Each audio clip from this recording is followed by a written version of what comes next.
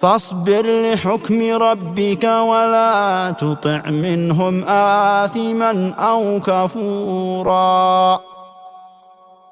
واذكر اسم ربك بكرة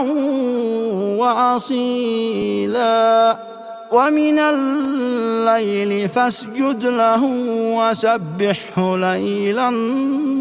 طويلا إن هؤلاء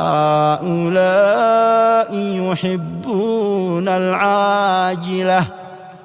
ويذرون وراءهم يوما ثقيلا نحن خلقناهم وشددنا أسرهم وإذا شئنا بدلنا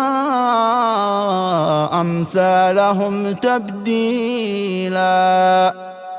إن هذه تذكرة فمن شاء اتخذ إلى ربه سبيلا